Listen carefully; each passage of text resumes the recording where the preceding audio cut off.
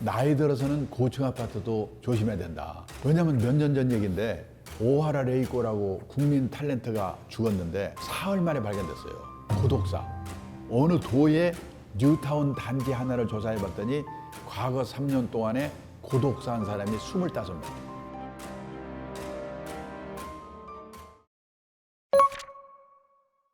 재작년 여름에 한국은행에서요, 주요국의 가구당 순자산을 계산해서 발표했어요. 그런데 우리나라가 53만 8천 달러라고 하더라고요. 예, 그러니까 6억이 좀 넘는 거죠. 그런데 놀란 게요, 이 우리보다 선진국이고 몇십 년 앞서서 자본 축적을 시작한 프랑스가요 52만 1천 달러, 일본이 48만 6천 달러. 그러니까 이 두 나라보다 우리나라의 가구당 순자산이 많다는 거는 부자라는 뜻이에요. 근데 그게 상상이 안 되는데 한국은행에 발표인데 거짓말은 아니겠죠.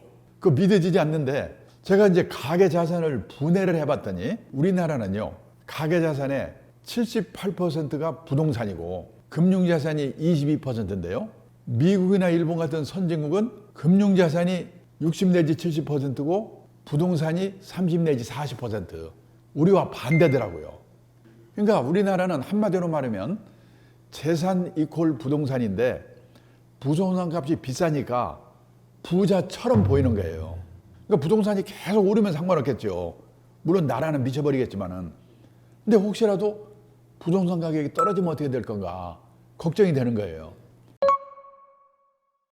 우리나라 부동산이 얼마나 비싼가를 제가 일본하고 한번 비교를 해봤는데요. 우리나라의 남한 땅만의 넓이가 얼마냐면 약 10만 평방킬로미터예요. 근데 일본은 일본 열도라고 그러죠.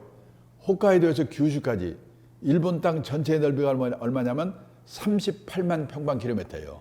그게 뭐냐면 땅 넓이는 우리가 일본의 4분의 1인데 재작년 기준으로 우리나라 남한 땅을 다 판 돈을 일본 땅을 다 판 돈으로 나눠봤더니 4분의 3이에요. 땅 넓이는 4분의 1인데 부동산을 판 값은 4분의 3이에요. 그 말은 뭐냐? 일본 땅 3평 팔으면은 우리나라 땅 1평 값과 같다는 거예요. 그러니까 우리나라 땅값이 비싸다는 거죠. 그런데요, 그 일본 땅값도 1990년을 기준으로 봤더니 어느 정도 비쌌냐면은 도쿄의 중심가에 왕궁이 있는 구가 있는데 지오다쿠라고 해요. 우리 서울로 말하면 창덕궁, 경복궁이 있는 종로구와 같은 구인데 어느 일본 사람이 뭐라고 하냐면 이 지오다쿠 하나만 오늘 시세로 팔면 그 돈으로 카나다 땅을 다 살 수 있다고 하더라고요. 아니, 세상에 땅값이 얼마나 비싸면 동경시내 종로구 같은 구 하나 팔아서 그 돈으로 카나다를 다 삽니까? 그때는요, 땅값이 비싸니까 일본의 가계자산 중에서 부동산 비중이 60% 정도 됐어요. 지금은 30%, 40%대로 비중이 떨어진 거예요, 일본에. 그 이유가 뭐냐? 지난 30년 동안 일본 집값 땅값이 특별한 데 몇 군데를 제외하고는 계속 떨어졌어요. 그게 첫 번째 이유예요. 그다음에 두 번째는 이 부동산에 대한 인식, 생각이 달라진 거예요, 일본 사람들이.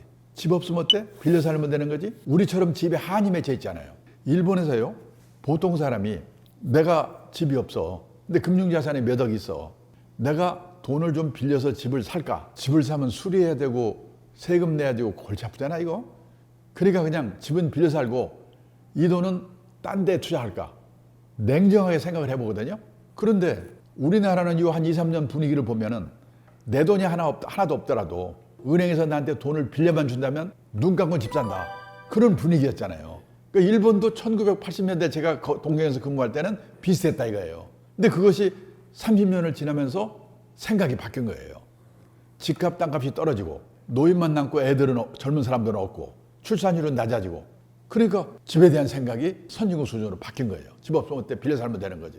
우리는 아직도 옛날 일본의 80년대 수준에 그냥 있는 거죠. 부동산 값이 떨어진 게 첫째 이유고 두 번째는 부동산에 대한 인식이 달라졌는데 우리나라나 일본처럼요, 농경 문화를 가진 나라, 이 정착해 사는 나라 사람들은 유목민 국가, 해양 국가, 이 이동을 전제로 하고 사는 나라 사람과 달리 내 집, 내 땅에 대한 집착이 엄청나게 강하거든요. 그런데 그것이 일본의 경우는 30년 지나면서부터 집값이, 땅값이 떨어지고 출산율은 낮아지고 그러면서 이제 바뀐 거예요. 근데 우리는 앞으로 어떻게 될 건가 생각해 보셔야 되죠. 그게 첫째 이유고요. 두 번째는 베이비붐 세대들이 성인이 되면서 집을 사면서 집값을 올렸거든요. 근데 일본은 베이비붐 세대의 내 집 마련이 끝났어요. 우리나라는 아직 안 끝났어요. 끝나면 어떻게 될 건가? 그다음에 세 번째는요. 도시화라고 그래요. 도시화. 시골 사는 사람들이 도시로 이주를 하면서 집을 사야 되니까 집값도 올렸거든요. 근데 일본은 도시화 과정이 끝나가지고 도시에서 지방으로의 역류 현상이 나타나고 있어요. 도시화율이 뭐냐면 전체 인구 중에서 도시에 사는 사람의 인구 비율을 도시화율이라고 하거든요. 근데 도시화율이 세계에서 싱가포르, 홍콩 같은 도시국가를 제외하면요. 우리나라가 1등이에요. 91%. 대개 나라가 90%에서 멈추거든요. 근데 우리는 계속 가고 있는 거예요. 이제 곧 끝나면 어떻게 될 건가? 이런 또 생각해 봐야 돼요. 그리고 마지막으로는요. 부동산에 투자하는 방법이 직접 투자에서 간접 투자로 바뀌고 있는 거예요. 예를 들어서 선진국에서는요. 내가 돈이 좀 있다. 그러면은 집이나 가게를 하나 사가지고 세를 놓는다? 그 사람이 세를 안 내? 못 내보내요. 선진국은 세입자의 권리가 너무 세기 때문에 소송해야 돼. 골치 아파. 그러니까 선진국에서 보통 사람들은 실물로 부동산에 투자하는 게 아니라 리츠라든지 부동산 펀드 같은 간접 투자를 한다는 거예요. 부동산 투자를 안 하는 게 아니라. 근데 리츠나 부동산 펀드는 금융자산 안에 포함이 되어 있어요. 그래서 미국, 일본이 금융자산 비중이 60 내지 70%라는 거예요. 근데 지금 우리도 알게 모르게 그런 방향으로 가고 있다. 예, 그걸 말씀드리고 싶은 거예요. 최근까지만 해도 그런 말하면 미친놈이라고 그랬죠. 유튜브 영상을 봤더니요. 막 댓글이 올라왔는데 제가 심장마비 걸린 것 같아요. 그 정도로 제가 욕을 많이 먹었거든요. 근데 요즘 집값이 주춤하고 여러 가지 경제도 어려워지고 그러니까 그 친구 말한 게 현실화되는 거 아니야?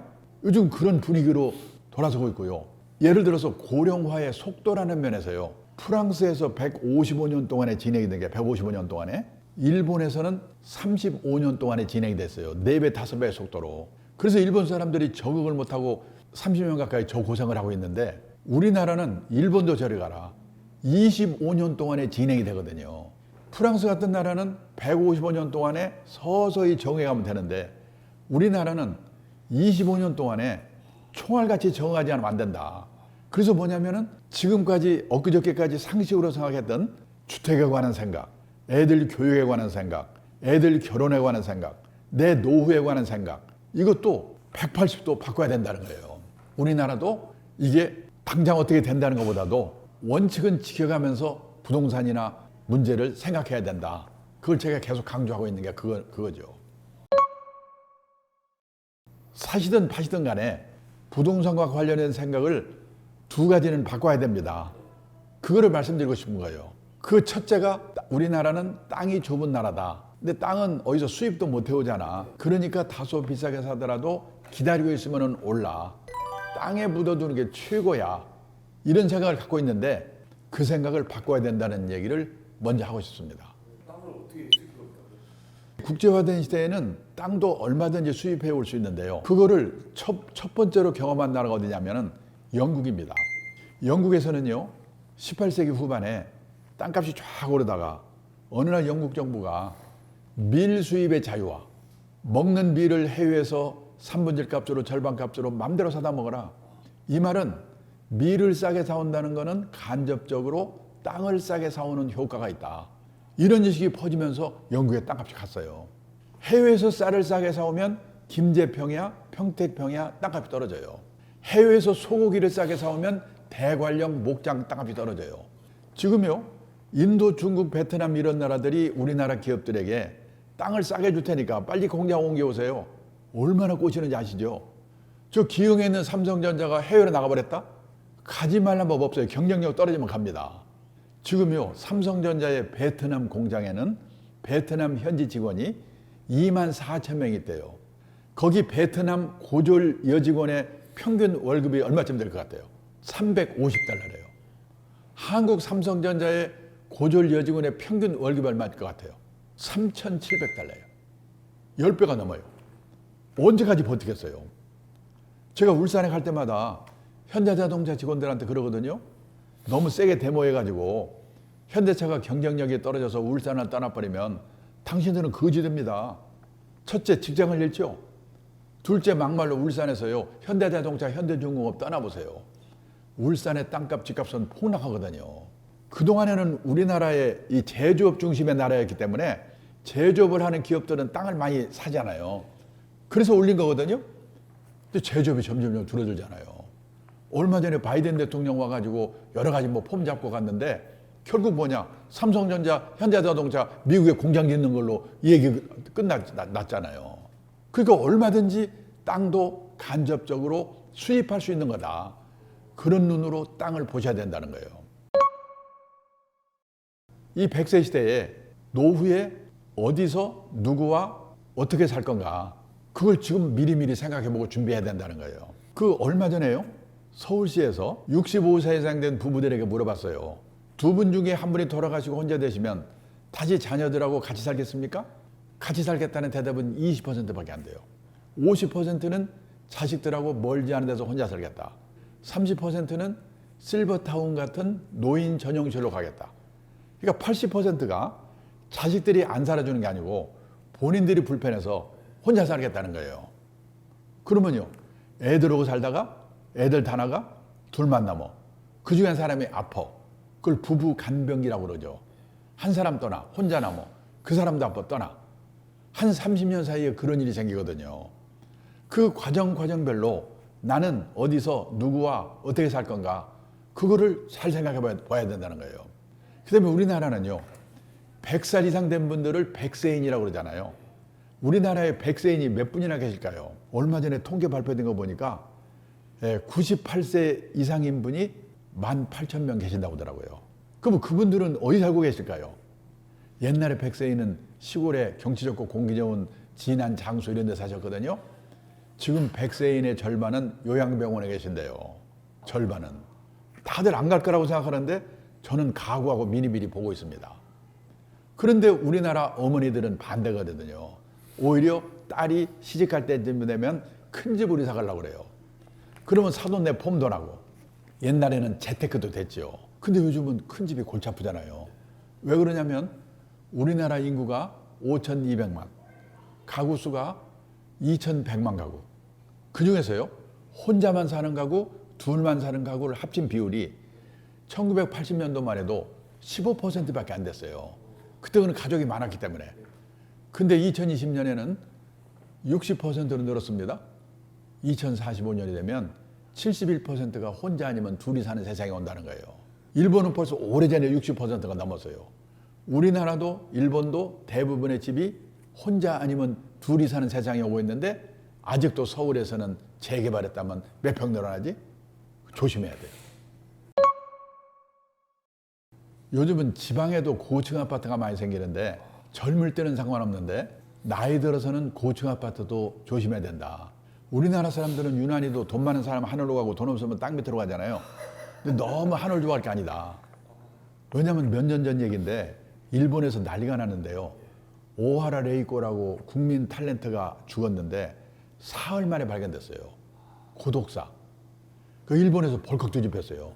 어느 도의 뉴타운 단지 하나를 조사해 봤더니 과거 3년 동안에 고독사한 사람이 25명. 그 사람들이 죽어서 발견될 때까지 시간이 얼마나 걸렸냐? 평균 21.3일이 걸렸다는 거예요. 왜 이런 일이 생기냐? 사람이 들락날락 하는데 살지 않기 때문에 그러거든요. 자식들하고도 안 살죠? 그러면 이웃집만한 복지시설이 없거든요. 근데 30명, 40명에서 혼자 아니면 둘이 살고 있어 보세요. 누가 찾아옵니까? 그렇죠. 그런 문제 생각해 봐야 돼요. 일본 사람이 쓴 빅데이터를 통해서 본 일본 부동산 시장의 전망, 이런 자료를 읽었는데 거기에 이런 말이 나와요.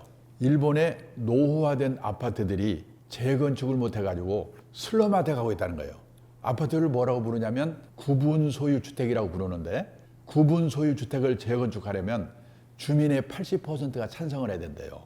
우리도 그런 게 있잖아요. 근데 노인들이 귀찮고 또 재건축에 성공하려면 두 가지 조건이 충족돼야 되거든요. 첫째가 뭐냐? 위치가 좋아야 돼요. 둘째로 저층해야 돼요. 고층으로 만들면서 비용을 빼야 되니까. 그런데 위치가 별볼 일 없거나 이미 고층이면 위치는 좋더라도 이게 재건축이 안 되는 거예요. 그래서 슬럼화돼 가고 있어요. 그나마라도 재건축에 성공한 아파트가 있긴 있는데 어떤 아파트가 성공했는가? 성공한 아파트의 80%가 지진 나서 무너진대. 근데 지진 나기를 기다릴 수 없는 거 아니에요. 근데 저는 그게요, 일본을 걱정할 때가 아니라는 거예요. 왜냐하면 일본은요, 아파트의 슬럼화가 문제라고는 하지만은 일본 전체 주택수의 6층 이상 아파트의 비율이 10%밖에 안 돼요. 지방도시 가면 아파트 별로 없어요. 우리나라 전체 주택수의 아파트의 비율이 얼마인지 아십니까? 엊그저께 신문 보니까 63%래요. 63%. 계속 늘어나고 있거든요. 아직도 아파트 다 가려고 그러잖아요.